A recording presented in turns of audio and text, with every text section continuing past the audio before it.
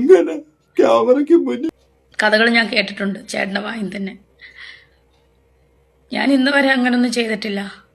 പിന്നെ എന്താണ് എന്നെ കുറ്റപ്പെടുത്തി എനിക്കറിയില്ല. അപ്പം FBയിൽ ആ പോസ്റ്റ് കണ്ടപ്പോൾ, ആ ഫോട്ടോ കണ്ടപ്പോൾ എനിക്ക് മനസ്സിലായി ആരാണ് എവിടെയാണ് പ്രശ്നം ഉണ്ടാക്കിയെന്ന്. ഞാൻ പതിവ് പോലെ എന്നെ കോണ്ടാക്ട് ചെയ്യുകയും ആവശ്യമുള്ളത് ഞാൻ കൊടുക്കുകയൊക്കെ ചെയ്തിട്ട് ഒരു വ്യക്തിയാണ്, ഒരു അമ്മയാണ് ഞാൻ. അടുത്തത് ഫിറോസ് KHDC ഇറങ്ങിയിട്ടുണ്ട് പുതിയ പോസ്റ്റുമായിട്ട്.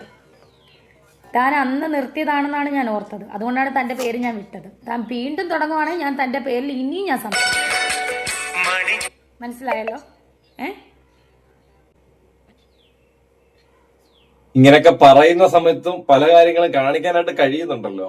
അത് എന്തൊക്കെയാണെന്നുള്ളത് ഞാൻ എന്റെ ഈ വീഡിയോക്കകത്ത് പ്രോപ്പർ ആയിട്ട് തന്നെ കാണിച്ചു തരാം. എന്തായാലും ഇതുമായിട്ട് ബന്ധപ്പെട്ട് രേണു സുധി രണ്ടാമതൊരു വീഡിയോ ആയിട്ട് മുന്നിൽ വന്നിരിക്കുക. അതായത് കിച്ചുവിനെതിരെ കംപ്ലീറ്റ്ലി എതിരെ തന്നെയാണ് സംസാരിച്ചിരിക്കുന്നത്.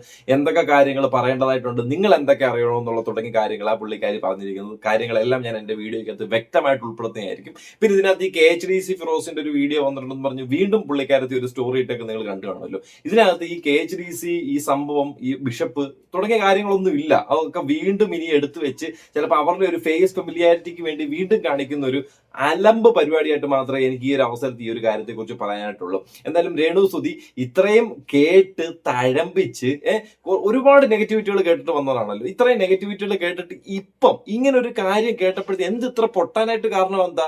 നോർമലി രേണു പറയുന്നുണ്ട്, എനിക്ക് ഇതുപോലുള്ള നെഗറ്റീവുകൾ കാണുമ്പോഴത്തേക്കും മനസ്സിന് ഇങ്ങനെ ഒരു കുളിർമയായിരിക്കും വരുന്ന. ഒരു ഇന്റർവ്യൂവിൽ പറഞ്ഞിട്ടുണ്ടായിരുന്നേ, ഇപ്പൊ എന്തോ പറ്റി, കുളിർമ വലുതായിട്ട് കിട്ടുന്നില്ലേ, കുളിർമ കൊള്ളുന്നില്ലേ? നിങ്ങളുടെ വീഡിയോസ് കണ്ട്, നിങ്ങൾ കാണിക്കുന്ന അപരാധം കണ്ട് സഖി കെട്ട് പൊറുതിമുട്ട് എത്രയോ ജനങ്ങൾ സോഷ്യൽ മീഡിയ എടുക്കാനോ ഫോണൊന്നും ഓപ്പൺ ചെയ്യാനോ ഫേസ്ബുക്ക് ഒന്നും എടുക്കാനോ പറ്റാത്തൊരവസ്ഥയിലേക്ക് എത്തുന്നു. അപ്പം ഓരോരുത്തർ പറയുമ്പോഴത്തേക്കിനെ എന്നോട് നെഗറ്റിവിറ്റി പറഞ്ഞാലേ എനിക്ക് പുല്ല, എനിക്കെതിരെ ഞാൻ അങ്ങനെ നടക്കണോ ഇങ്ങനെ നടക്കണോ നിങ്ങൾ പറഞ്ഞാലേ എനിക്കത് പുല്ല, ഞാനത് നോക്കത്തില്ല, ഞാനത് മാനിക്കത്തില്ല, എനിക്കതിന്റെ ആവശ്യമില്ല എന്നൊക്കെ പറയുന്ന രേണുവിന് ഇപ്പം ഇതൊക്കെ മാനിക്കേണ്ടതായിട്ടും ഇതൊക്കെ ആൾക്കാർ കൺസിഡർ ചെയ്യേണ്ട കാര്യമായിട്ടും, ഞാനൊരു സ്ത്രീയാണെന്നും എന്നെ ഇതുപോലെ എടുത്തു വെച്ച് വീഡിയോ ചെയ്യരുതെന്നും എന്റെ കോണ്ടന്റ് ഇട്ടിട്ട് ഇത്രയും റീച്ച് ഉണ്ടാക്കുന്നത് എന്തിനാണെന്നും ചോദിക്കേണ്ട അർത്ഥം എന്താണ്? അങ്ങനെ ചോദിക്കാൻ ആഗ്രഹമുള്ള ഒരു വ്യക്തിയായിരുന്നുണ്ടെങ്കിൽ നേരത്തെ ഇതിനെപ്പറ്റി ചോദിക്കണ്ടായിരുന്നോ? ഇപ്പൊ ഈ കാണിക്കുന്നത് എന്തൊക്കെ വെറും അലമ്പ് പരിപാടിയാ. എന്തായാലും കിച്ചുവിനെ കുറിച്ച് വീണ്ടും രംഗത്ത് വന്നിരിക്കുന്ന ഒരു കാര്യം കാണാം. അതിലൂടെ തന്നെ പുള്ളിക്കാരുടെ എക്സ്ക്ലൂസീവ് എന്താണ് ഞാൻ ഈ വീഡിയോക്കകത്ത് വ്യക്തമായിട്ട് കാണിക്കും. ഇത്രയും വിഷമിച്ച് ദയനീയ അവസ്ഥയിൽ ഇരുന്ന് കരഞ്ഞുകൊണ്ടിരിക്കുന്ന രേണുവിന് തൊട്ടപ്പുറത്ത് പോയിട്ട് പൈസ കൊടുത്തുള്ള എക്സ്ക്ലൂസീവിനകത്ത് ഫോട്ടോ ഇടാനും വീഡിയോ ഇടാനും പറ്റുന്നുണ്ട്. അത് എങ്ങനെ സാധിക്കുന്നു രമണ? എനിക്കറിയുന്നില്ല. ഞാൻ ഈ വീഡിയോക്കകത്ത് വ്യക്തമായിട്ട് തന്നെ കാണിച്ചു തരാം. ആദ്യം പുള്ളിക്കാരിക്ക് പറയാനുള്ളത് നമുക്ക് എന്തോന്ന് കേട്ടു നോക്കാം. ഓക്കെ. ഒരുപാട് പേര് എന്നെ വിളിച്ച് ഇന്നലെ എൻ്റെ വീഡിയോ കണ്ടിട്ട്, ഞാനിപ്പോഴും ദുബായി തന്നെയാണ്, ഒരുപാട് നല്ല ആൾക്കാർ എന്നെ വിളിച്ച് ഞാൻ ഓക്കെ ആണോ എന്ന് ചോദിച്ചാൽ ഞാൻ ഓക്കെയാണ്. ഞാനിങ്ങനെ ചിന്തിച്ച് ഈ പ്രശ്നങ്ങൾക്കെല്ലാം മൂലം രേണു ഓക്കെ ആവാതിരിക്കാൻ എന്താ രേണു ഇതിനകത്ത് കുഴപ്പങ്ങള്? രേണു എക്സ്ക്ലൂസീവ് കണ്ടന്റുകൾ ഇതാ കണ്ടില്ലേ? ഈ പോകുന്ന പോക്കിൽ തന്നെ എക്സ്ക്ലൂസീവ് കണ്ടന്റ്, ഈ സ്റ്റോറിയും ഈ വീഡിയോ വരുന്നതിന്റെ കൂടെ തന്നെ അതും അപ്പുറത്ത് പോയി ചെയ്യാനായിട്ട് കാണിക്കുന്ന ഒരു മനസ്സുണ്ടല്ലോ.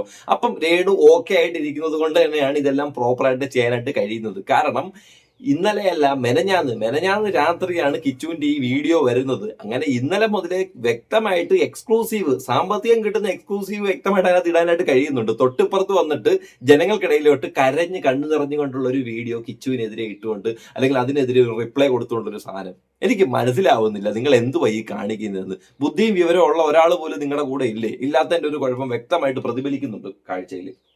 എന്താണെന്ന് ഇപ്പോഴും ഈ പുതിയതായിട്ട് വന്ന പ്രശ്നം. അപ്പോഴാണ് ഞാൻ FBയിൽ പോസ്റ്റ് കണ്ടത്. നിരവധി പെണ്ണുങ്ങളെയും ആണുങ്ങളെയും തകർക്കുന്നൊരു സ്ത്രീ, പ്രത്യേകിച്ച് എന്നെ കരുവാക്കിക്കൊണ്ട് എന്നെ ടാർഗറ്റ് ചെയ്യുന്നൊരു സ്ത്രീ, അവരുടെ പോസ്റ്റാണ് കണ്ടത്. നിങ്ങൾ പലരും കണ്ടു കാണും. അത് കണ്ടപ്പോൾ എനിക്ക് ഏകദേശമൊക്കെ മനസ്സിലായി.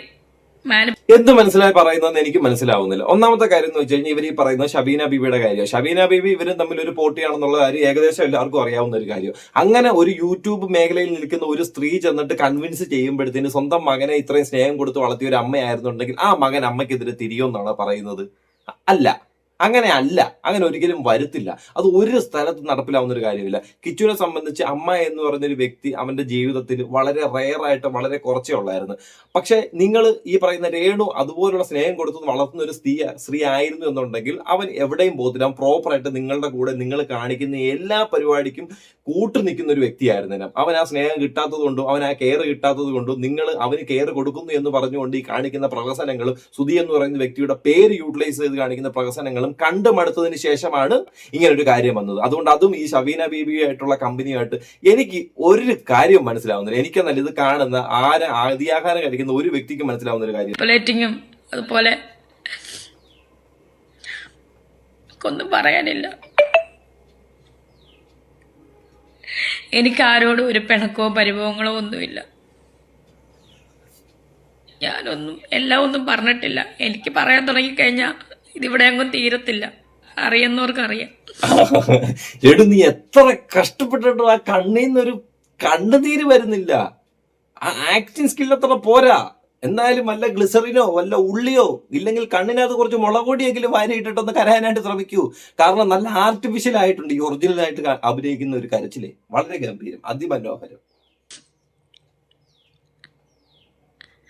ഞാൻ ഒരുപാട് അനുഭവിച്ചിട്ട് തന്നെയാണ് ഇവിടെ നിൽക്കുന്നതും. അനുഭവിക്കാത്തതായിട്ടുള്ള ജനങ്ങൾ ആരും തന്നെ ഇല്ല ഈ ലോകത്ത്. ആമേൻ. ചേട്ടനുള്ളപ്പോഴും ചേട്ടൻ മരിച്ചപ്പോഴും എല്ലാം. പക്ഷെ ഇതൊന്നും ഞാനും ആരോടും പറഞ്ഞിട്ടില്ല. എല്ലാവർക്കും എൻ്റെ കുറ്റം കാണാനും ആണ് നേരം. അങ്ങനെ അല്ല രേണു, ഞാൻ പറഞ്ഞു തരാം. രേണുവിന്റെ കുറ്റങ്ങൾ എന്തൊക്കെയാണ് ജനങ്ങൾക്കെടുത്ത് പറഞ്ഞു കൊടുക്കാനായിട്ട്, ഒരു കോൺട്രവേഴ്സി സൃഷ്ടിക്കാനായിട്ട്. അതായത് വട കാണുന്നുണ്ടോ എന്ന് നോക്കട്ടെ, ആ ഒരു സാധനം അത് നിനക്ക് മാന്യമായിട്ട് പറഞ്ഞതാണെന്ന് നിനക്ക് തോന്നുന്നുണ്ടോ? ഈ എക്സ്ക്ലൂസീവ് സാധനങ്ങൾ ഇട്ടിട്ട് അതിനൊരു ഫ്രീ പ്രൊമോഷൻ എന്ന രീതിയിൽ തൊട്ടിപ്പുറത്ത് വന്നിട്ട് പോസിറ്റിവിറ്റി അടിക്കുന്നത് രണ്ടാമത്തെ കാര്യം. മൂന്നാമത്തെ കാര്യം, എല്ലാം സുധിച്ചേട്ടന് വേണ്ടി എന്ന് പറയുന്ന തനത് ഡയലോഗ് വീണ്ടും നീ ആ മരിച്ചുപോയ ആ സ്നേഹമുണ്ട് എന്ന് നീ വിശേഷിപ്പിക്കുന്ന ആ ഒരു വ്യക്തിയുടെ പേരെടുത്ത് വെച്ച് വീണ്ടും കാണിക്കുന്ന നെഗറ്റിവിറ്റികൾ. ഈ സാധനങ്ങളൊക്കെയാണ് നീ കാണിച്ചുകൊണ്ടിരിക്കുന്നത്. അല്ലാതെ വേറെ നീ പറയുന്ന കളികൾ സാധനങ്ങളൊന്നും ഇവിടെ വന്നിട്ടില്ല. ഓക്കെ, എനിക്കന്ന് 23 വയസ്സേ ഉള്ളൂ. 24 വയസ്സേ ഉള്ളൂ. ഇപ്പോൾ ഒരു 11 വയസ്സുള്ള ഒരു കുട്ടിയുടെ അമ്മയായി പൂർണ്ണമായിട്ടും ഞാൻ അമ്മയായിട്ട് മാറിയിട്ടാണ് ഞാൻ സ്വീകരിച്ചവരെ. അതാരും ഓർക്കുന്നില്ല. ഇന്ന് ഈ നിമിഷം വരെ എൻ്റെ കൈ കൊണ്ട് ഞാൻ ഉപദ്രവിച്ചിട്ടില്ല. അങ്ങനെ ഉപദ്രവിച്ചവരും ഉണ്ട് ഇതിനകത്ത് വന്ന ആൾ.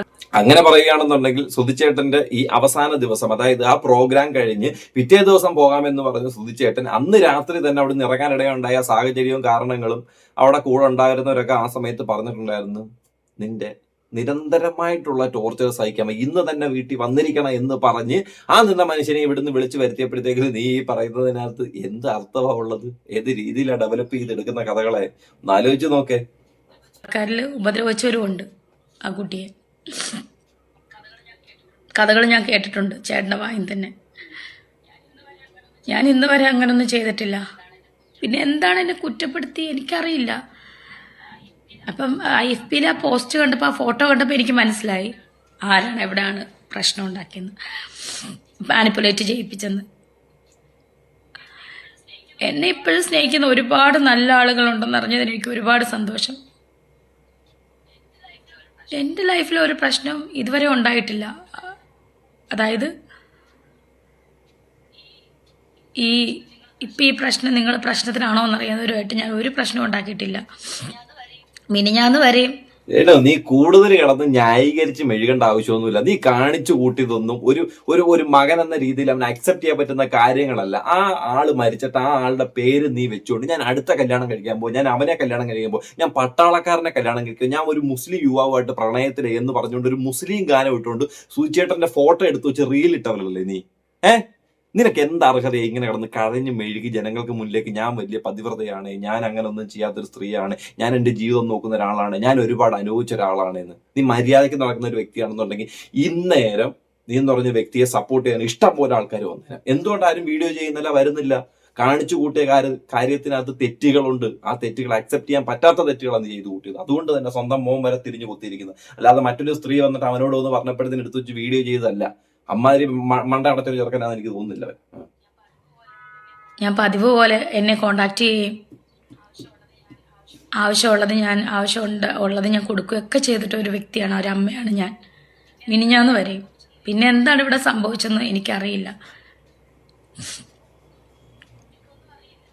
എനിക്കൊന്നും അറിയില്ല. Totally I M confused. ഇപ്പം മനസ്സിലായി, ആ ഫോട്ടോ കണ്ടപ്പോൾ എനിക്ക് മനസ്സിലായി മാനിപ്പുലേറ്റിംഗ് ആണെന്ന്, അവരെ സ്വാധീനിച്ചത് എങ്ങനെയാണെന്ന്.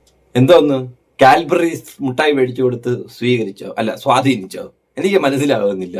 നീ തന്നെ ഇടയ്ക്കിടയ്ക്ക് പറയുന്നുണ്ട് പ്രായപൂർത്തിയായ ചെറുക്കൻ. ആ പ്രായപൂർത്തിയായ ചെറുക്കനെ എന്തോ കാണിച്ച് മയക്കി എന്നായിരിക്കും പറയുന്നത് ഈ സബീന ബീവി.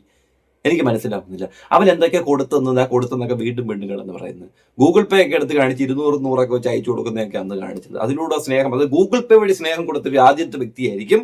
നീ കൊടുക്കുന്ന സ്നേഹം എന്താണെന്ന് ജനങ്ങൾ കാണുന്നുണ്ട്. അത് ആ രണ്ടാമത്തെ മകനായിട്ടുള്ള എന്താ ചെറുക്കന്റെ പേര്, ജിംബ്രൂട്ടനോ, ആ കുഞ്ഞു ചെറുക്കനുണ്ടല്ലോ, ആ കുഞ്ഞു ചെറുക്കൻ ഇരുന്നുകൊണ്ട് ഫോണിൽ കളിച്ചുകൊണ്ടിരിക്കുമ്പോഴത്തേന് നീ പറയുന്നതിന് മൈൻഡ് ചെയ്യാതിരിക്കുന്നതും ആ ഒരു ഫോണിന്റെ അഡിക്ഷൻ ഒക്കെ കാണുമ്പോൾ തന്നെ അറിയാം അമ്മ അത്ര സ്നേഹത്തോ കിച്ചു അല്ലല്ലോ, അത് വോട്ടവർ. അപ്പൊ അത്രയും വലിയ സ്നേഹം കൊടുത്തിട്ടാണ് നീ ആ മകനെ വളർത്തുന്നുള്ളൊരു കാര്യം. അപ്പൊ നമുക്ക് സ്വന്തം ബ്ലഡിനകത്ത് അങ്ങനെ കാണിക്കുമ്പോഴത്തേക്കും സ്വന്തം ബ്ലഡ് അല്ലാതെ ഒരു സ്റ്റെപ്പ് മാമായിട്ട് നിൽക്കുന്ന സമയത്ത് അവിടെ എത്രത്തോളം കെയർ കൊടുക്കും എന്നുള്ളതേ ഇത് കാണുമ്പോൾ തന്നെ മനസ്സിലാവുന്ന ഒരു കാര്യമാണ്. എനിക്ക് മനസ്സിലായി.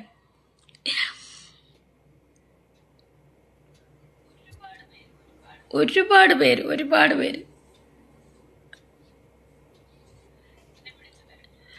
എന്നെ വിളിച്ച് തിരക്കി. ഞാൻ ഓക്കെ ആണോ എന്ന് ചോദിച്ചു. അത് ഓക്കെ ആണോ എന്നായിരിക്കുന്നില്ല, ഇതൊക്കെ കേട്ടിട്ട് എങ്ങനെയാടി നീ ഇരിക്കുന്നത് എന്ന് ചോദിച്ചിട്ടായിരിക്കും കേട്ടോ. ഇത് എന്റെ നെഗറ്റീവ് അടിക്കുന്നവർക്ക് ഒരു സന്തോഷമായിരിക്കും ഞാൻ ഈ കരയുന്നോ? സീരിയസ്ലി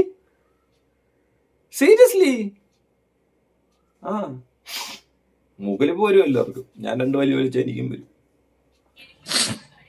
എനിക്ക് ഒരുപാട് കാര്യം പറയാനുണ്ട്. എൻ്റെ ലൈഫ് സ്റ്റോറി പറഞ്ഞു കഴിഞ്ഞാൽ ബിഫോർ സൂചേട്ടൻ ആൻഡ് ആഫ്റ്റർ സൂചേട്ടൻ, അല്ലെങ്കിൽ ആഫ്റ്റർ സൂചേട്ടൻ ഡെത്തിന് ശേഷമുള്ള ഒരു ജീവിതവും എൻ്റെ ജീവിതവും അതിന് മുന്നുള്ള ജീവിതവും എനിക്കും പറയാനുണ്ടെങ്കിൽ അത് പറഞ്ഞു കഴിഞ്ഞാൽ ഇവിടെ അങ്ങും തീരത്തില്ല. എന്നെക്കൊണ്ട് അതൊന്നും പറയിപ്പിക്കരുത്.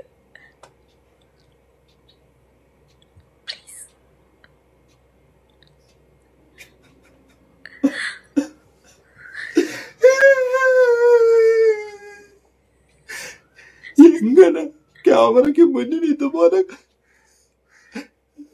കണ്ടോ? ക്യാമറയ്ക്ക് മുന്നിൽ കരയാം, ഒരു കുഴപ്പമില്ല.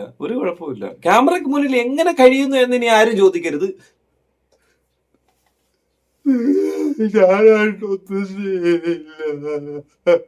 അങ്ങനെയൊക്കെ കരയാം. ഈ കണ്ണുനീര് എനിക്ക് വരുന്നില്ലെന്നേ ഉള്ളൂ. വിഷമം എന്റെ മനസ്സിലുണ്ട്. അതുകൊണ്ട് ക്യാമറയ്ക്ക് മുന്നിൽ കരയാൻ ഒരു കുഴപ്പമില്ല. Before death, after life, before life. 34 വയസ്സായില്ലേ, അപ്പൊ ഒരുപാട് കഥകൾ പറയാനായിട്ട് കാണും. ഇല്ലാന്നൊന്നും ഞാൻ ഒരിക്കലും പറയത്തില്ല. അതുപോലെ തന്നെ ഇതുപോലെ കഥകൾ പറയുന്ന കൂട്ടത്തിൽ സാധാരണക്കാരായ ആൾക്കാരില്ലേ, അവർക്കും കാണും. ഇത്രയും പ്രായമുള്ളവർക്ക് ഇതുപോലെ ഒരുപാട് കഥകൾ നമുക്ക് ഇടയിലേക്ക് പറയാനെന്ന്. എന്നാൽ ഇങ്ങനെ കരഞ്ഞിരിക്കുന്ന ഒരു സ്ത്രീ തൊട്ടപ്പുറത്ത് ചെല്ലുമ്പോഴത്തേക്കിന് കണ്ടില്ലേ നിങ്ങൾ? നോക്ക്, വ്യക്തമായിട്ട് ആ എക്സ്ക്ലൂസീവ് വീഡിയോസും സ്റ്റോറീസ് ഒക്കെ ഇടാനായിട്ട് ആ കാണിക്കുന്ന ഒരു മനസ്സുണ്ടല്ലോ, ആ ഒരു നന്മ നിറഞ്ഞ മനസ്സുണ്ടല്ലോ, ആ ഒരു സാധനമാണ് ജനങ്ങളാരും കാണാതെ പോകരുത് എന്ന് എനിക്ക് ഈ അവസരത്തിൽ പറഞ്ഞുള്ള. കണ്ടില്ലേ, ഇതൊക്കെ പ്രോപ്പറായിട്ട് 15 മണിക്കൂർ, 6 മണിക്കൂർ, 2 മണിക്കൂറൊക്കെ ഇടവിട്ട് എക്സ്ക്ലൂസീവ് അവിടെ അടിക്കാനായിട്ട് പറ്റുന്നുണ്ട്. എന്നാൽ തൊട്ടിപ്പുറത്ത് വന്നിട്ട് കരഞ്ഞ് മെഴുകി നിലവിളിച്ച് തൂറി നടക്കാൻ സാധിക്കുന്നുണ്ട്. ഇതാണ് രേണുസുതി. അടുത്ത മാസം 2-ാം തീയതിയോട് കൂടി നാട്ടിലേക്ക് തിരിച്ചെത്തുന്ന രേണുസുതി. അങ്ങോട്ട് പോയ രേണുസുതി അല്ല ഇങ്ങോട്ട് വരാനായിട്ട് പോകുന്നത്. അനവധി കോൺട്രവേഴ്സികൾ ഫേസ് ചെയ്തിട്ടുള്ള രേണുസുതിക്ക് ഈ സാധനം താങ്ങാനായിട്ട് കഴിയുന്നില്ല. കാരണം ഇതാണ് റിയൽ കോൺട്രവേഴ്സി ആയിട്ട് വന്നത്. കാരണം മറ്റേതെല്ലാം സ്വന്തമായിട്ട് സൃഷ്ടിച്ചെടുത്ത കോൺട്രവേഴ്സി ആയതുകൊണ്ട് നിലനിന്നു. എന്നാൽ ഇത് സ്വന്തമായിട്ട് പോലും അറിയാതെ കാണിച്ച അബദ്ധത്തിലും തെറ്റിലൂടെ ഉണ്ടായിട്ടുള്ള ഒരു കോൺട്രവേഴ്സിയാണ്. ഇത് തരണം ചെയ്ത് വരുമ്പോഴത്തേക്കും രേണുസുതി ഏകദേശം up to date, okay setup, ഷവർമയ്ക്കകത്തുള്ള ചിക്കൻ ഫ്രൈ ആയിട്ട് വരുന്നതായിരിക്കും. അപ്പൊ